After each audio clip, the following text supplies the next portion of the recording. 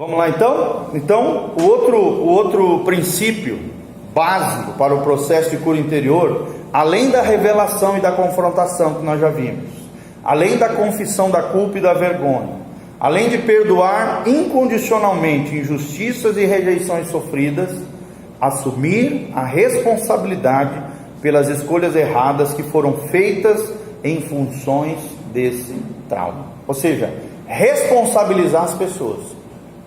Por que, amados, é importante isso? Porque geralmente as pessoas têm tendência a se auto-justificar. Ah, eu sou assim por causa disso. Ah, eu agi assim por causa do fulano que fez isso comigo. Ah, eu fiz isso por causa daquilo. Gente, o ser humano tem muita dificuldade de assumir a sua responsabilidade. E é uma das coisas que você vai ter que fazer como conselheiro. Dizer que ele é pecador, que por causa do pecado ele está sofrendo às vezes aquilo que ele está sofrendo, que as escolhas que ele fez foram erradas. Então nós temos que aprender como conselheiros a responsabilizar as pessoas. Eu gosto muito de falar para as pessoas quando elas entram no gabinete: ó, irmão, a minha vida está uma bênção com Deus, meu casamento, a minha família, está uma glória. Você está aqui vindo buscar ajuda. A solução não está em mim, gente, está em você e no Senhor. A solução dos meus problemas pessoais, do meu casamento, da minha família, da minha vida pessoal, eu sou responsável, mas da tua vida é você. Estou aqui para te ajudar, para caminhar com você, para te mostrar a luz da palavra, o que você precisa fazer. Mas não vem aqui como se eu fosse o salvador da pátria, como se eu fosse o salvador, o restaurador da tua vida. Eu não sou, é Jesus que é o salvador da tua vida e você nele. A chave da solução do seu problema está em você, não está em mim, está em você. Então é muito importante vocês falar isso para as pessoas. Por quê? Porque as pessoas têm tendência a divinizar o conselheiro, divinizar o pregador, né? De achar que você é o solucionador de problemas dele. Não, você é um ajudador, você é um mediador ali.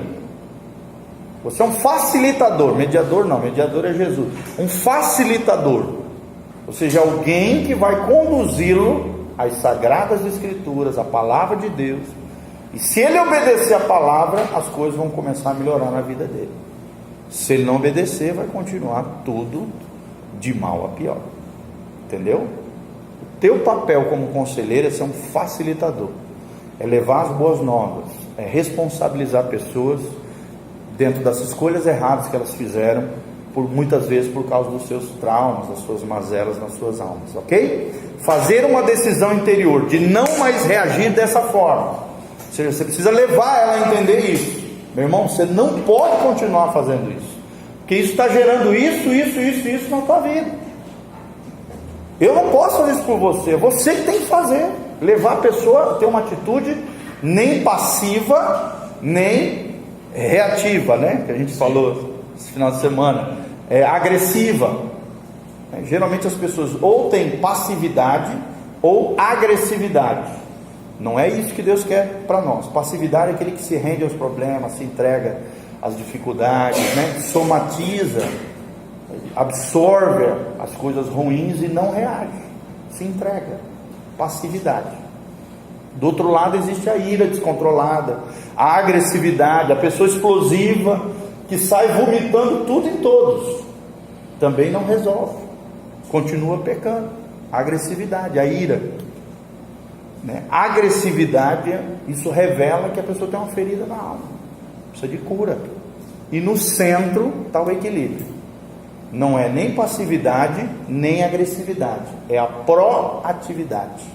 O que é a proatividade, gente? É você tomar um posicionamento em Deus, se posicionar dentro daquilo que a Bíblia diz que você precisa fazer. Entendeu? Não é nem absorver os problemas, nem reagir de maneira equivocada pelos problemas. É aquela pessoa doida que explode o barraco. Você não vai resolver os seus problemas, vai só potencializar ainda mais, ferir outras pessoas, se arrebentar, se sentir mal e ainda ferir e arrebentar os outros. Muito menos o passivo absorver os problemas, né? Se enclausurar, se jogar numa caverninha emocional, ninguém me ama, sniff, ninguém me quer, autocomiseração, espírito de coitadinho, não vai resolver o problema. O que resolve é Proatividade é tomar uma decisão interior de não mais reagir dessa forma. Amém? É mudar a maneira, só para terminar aqui, de pensar e reagir em relação a essas injustiças. Perdoar, restaurar, reconciliar, restituir. Todos esses princípios que nós estamos aprendendo, que estão na cruz de Cristo. Aqui entra o poder transformador do arrependimento, ou seja, levar a pessoa ao arrependimento. Não é você, gente. Você se arrepende do que você erra. O conselheiro tem que levar a pessoa e responsabilizar ela diante dos seus erros, para que ela entenda que aquilo que ela está fazendo está indo de mal a pior. Aí se ministrar e conscientizar não funcionou, vai para o joelho para a intercessão, porque daí só Deus pode reverter essa situação, ok? Recua e ora. Eu faço muito isso, né? No casamento, eu, a Sofia, um com o outro. Então, quer dizer, eu tento ministrar nela ali, no estresse dela, na explosão hormonal e tal. Não funcionou, eu recuo, vou lá no meu cantinho, oro e tal, espero a poeira baixar, ela se estabilizar. Às vezes ela sozinha se resolve lá, e aí ela vem, me perdoa, amor, tal, eu errei, porque eu fui lá e orei, né? Isso já aconteceu várias vezes. Eu acho que eu até já citei o exemplo, né, com os meus filhos e tal. Isso acontece comigo também, às vezes, né? A gente tem que aprender a lidar com o outro. Ministrou, falou, não adiantou, piorou, te cala e vai orar. Deixa Deus agir, porque a tua ação não melhorou, é Deus que tem que agir lá no negócio, tá? Só um pouquinho aqui, segura um pouquinho, fala. Ser proativo é uma posição em Deus, né? Isso, é se posicionar em Deus, fazendo aquilo que a Bíblia diz que nós temos que fazer, é agir com maturidade. Você lembra? Sabedoria. Mansidão é isso. Mansidão é se posicionar em Deus. Não é ser lesado, não é ser um besta abobado. Mansidão, tem muita gente que pensa que é isso, né? Não.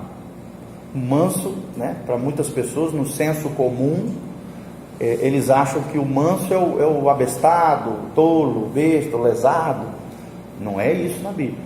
Na Bíblia, mansidão significa alguém que se posiciona em Deus. Vou dar um exemplo bíblico disso que a gente está falando. Por exemplo, quando o povo se levantava contra Moisés, o que Moisés fazia? Ele ia na tenda da congregação, dobrava o joelho e orava na presença do Senhor.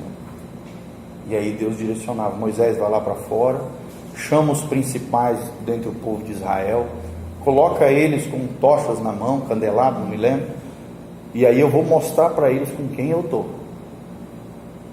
E aí a Bíblia diz, lembra daquela rebelião, né, dos líderes lá, dos levitas e tal, dos principais do povo? O que aconteceu? Deus falou: eis que o homem, que é o meu profeta, é Moisés. A terra se abriu e engoliu as pessoas. Deus mostrou com quem ele estava.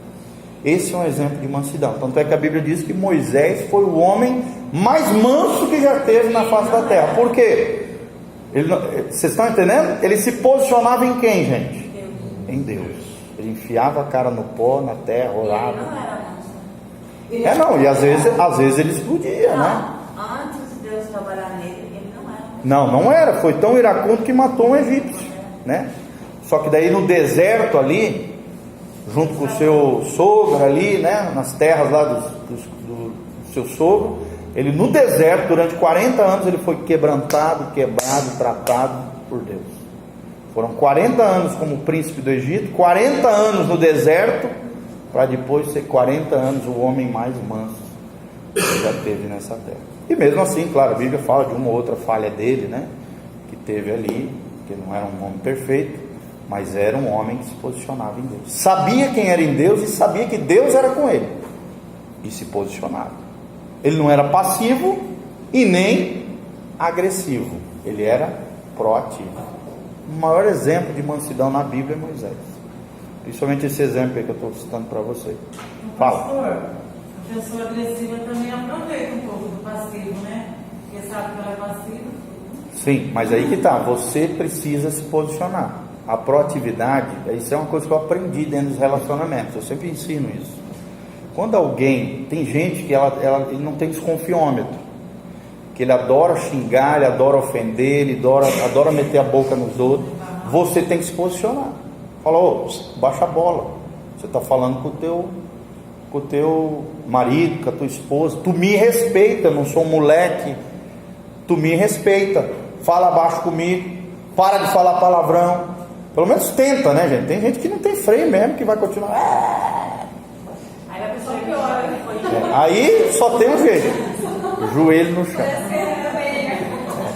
Não, gente, existe pessoas assim, tá? Infelizmente, sem freio. Mas pelo menos você foi proativo, você se posicionou, você falou, para de me desonrar, para de falar essas coisas de mim, eu não sou isso, você está falando.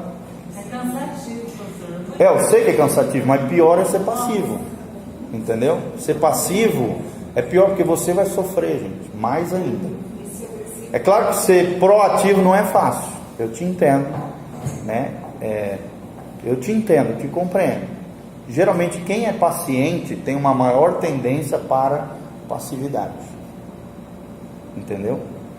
E quem é iracundo, explosivo, tem uma maior tendência à agressividade. E isso faz parte da personalidade do gênio. E isso precisa ir para a cruz, precisa ser tratado, precisa ser curado, precisa ser restaurado, precisa ser governado pelo Espírito Santo. Aí quem vai tratar é Deus. Mas a pessoa tem Só que isso aí acontece na medida em que você vai se entregando para o Senhor Jesus. Fala. Não significa assim, a pessoa agressiva significa que sempre está ligada a uma ferida. Não, às vezes não é ferida, às vezes é personalidade. Às vezes pode ser, a pessoa não sente. Exatamente. Às vezes, geralmente é. Mas às vezes não é. Às vezes é uma questão de personalidade, de gênio. Mas daí não interessa para Deus. Tem que ir para a cruz. Pecado é pecado. Ira é pecado. A Bíblia diz isso. Irai-vos, mas não pequeis. Não deis lugar ao diabo. Não se põe o sol sobre a vossa ira. E logo embaixo, não deis lugar ao diabo. Se tem uma coisa que dá lugar para o diabo, é a ira. Está na Bíblia ali, Efésios. A ira é uma das maiores brechas no mundo espiritual para a entrada de demônios. Tanto é que existe tanto crime, tanto assassinato, né? E geralmente o cara foi tomado ali de ímpeto por um demônio, é claro, que pegou o corpo dele, a vida. Isso não interessa, o cara é responsabilidade diante de Deus. Não é uma culpa do diabo, do demônio, não. É dele que se irou, que não freou, que não teve domínio próprio, que não conteve as suas paixões, seus impulsos. Tanto é que a lei não quer nem saber. A lei pune. Sim ou não, gente? Apesar que a do Brasil é meia boca aqui, né? Mas deveria punir, que é o desgoverno. Só tem dois tipos de vida, gente. Ou você vive o governo do Espírito Santo, ou você vai viver o desgoverno da carnalidade. Entenderam? Pode anotar, isso aí veio do céu. Só existe dois tipos de vida. Ou você vive o governo do Espírito Santo, ou você vai viver no desgoverno da carnalidade. E ira é carne, ofensas é carne, injustiça é carne. Vocês estão entendendo? Precisa ser confrontado, precisa ir para a cruz. É um homem, é uma mulher que precisa ser crucificado, mortificado.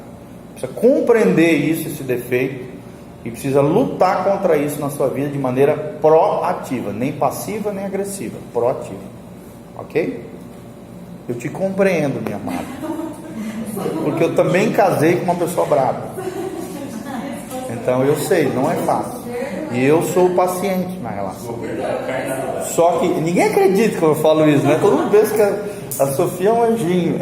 Pensa na menina brava. Até porque ela teve um histórico totalmente diferente do meu. Eu vim de uma família extremamente estruturada, sólida, amorosa, graciosa. Ela veio de uma família totalmente desfacelada de todos os aspectos.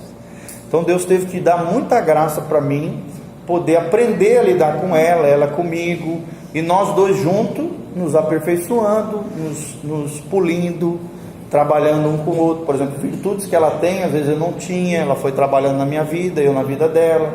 Então a minha mansidão acabou sendo transferida para ela, aprendendo a lidar com esse gênio dela, personalidade. Ela no começo ela não pedia perdão. mas eu fui ensinando ela o que é perdão. Toda vez que eu falhava, eu pedia perdão, eu reconciliava, eu constrangia ela isso, ela foi aprendendo a pedir perdão, consertando, entendeu? Então é assim, quando você vai semeando espiritualidade, a carnalidade não sobrepõe. A espiritualidade ela exala, ela infiltra no ambiente, entendeu? E agora, se os dois forem carnais dentro de um casamento, aí o pau quebra, aí o barraco explode. Então é aquilo que eu sempre ensino, gente. Falei esse final de semana sobre isso. O Tiago estava comigo lá em Francisco Alves. Quando o outro for carnal, você precisa ser espiritual. Não estou dizendo que a minha mulher é carnal, tá? Pelo amor de Deus. Como eu também, às vezes, sou carnal, ela é carnal. A gente erra. Nós somos seres humanos, nós somos falhos. Não estou me colocando aqui numa posição melhor que a dela, tá? Até porque eu reconheço que a minha mulher é mais santa e mais crente e mais espiritual do que eu em vários aspectos, tá? Mas Deus me deu uma graça em algumas áreas que ela tem de deficiência, e Deus deu uma graça para ela em algumas áreas que eu tenho de deficiência, né? Então a gente se completa, se complementa, se ajuda, se trata. Casamento é isso, gente. Eu aprendi num livro norte-americano que eu achei tremendo, eu nunca mais esqueci, até preguei já sobre isso, que as pessoas são o cinzel de Deus para nos fazer parecidos com Jesus. O que é o cinzel? É aquela ferramenta que o escultor usa para fazer uma estátua. Sabe aquela ferramentinha que ele vai com o martelinho, tal, pá, ou no gesso, ou na madeira, ou no... As pessoas são o cinzel de Deus na nossa vida. Tremendo isso, eu achei lindo esse exemplo. É a ferramenta que Deus usa para tratar o nosso caráter, para nos fazer mais parecidos com Jesus. Você está me entendendo? O que me faz ser mais parecido com Jesus? É a Sofia e os meus filhos, é a minha família. A nossa família, gente, é a casa do oleiro. É a casa do oleiro. O primeiro livro dos meus pais, a casa do oleiro. A nossa família, o nosso relacionamento com os nossos filhos, nosso relacionamento com o nosso cônjuge, nosso relacionamento com os irmãos da igreja, é a maneira, é o cinzel de Deus na nossa vida. É fácil? Não. É difícil. Mas é a maneira como Deus Ele dá uma polida, uma tratada no nosso caráter, na imagem de Jesus em nós. Amém? Amém. Achei lindo isso, eu nunca mais esqueci. Eu fiz uma pregação sobre esse assunto, não me lembro o nome da pregação, mas eu já sei lá quantas pregações a gente já falou, né? Mas eu sei que eu não esqueço, foi um capítulo de um livro que eu li, eu falei, rapaz, isso aqui vai dar uma pregação extraordinária. Eu adaptei, né? Fiz uma adaptação e tal. Ele coloca como se a vida fosse uma oficina no fundo de uma casa, como se fosse uma garagem, e cada ferramenta de uma oficina é um aspecto que Deus vai trabalhando na nossa vida, entendeu? O martelo, não sei o que, papapá, são aspectos onde Deus vai tratando com a nossa vida. Eu achei lindo, coisa de americano escritor, né? Coisa linda mesmo, tá? Por isso lê, gente, leiam bons livros, isso é coisa linda mesmo, tá? Amém? Que horas são? Acabou, né? Pois é, gente, só avançamos 2 pontinhos aqui, mas tá bom, o importante é compartilhar, vamos caminhar junto. Então marquem aí, nós vamos na próxima aula falar sobre reconciliação e confissão intercessória de pecados e injustiças com as quais as pessoas nos feriram.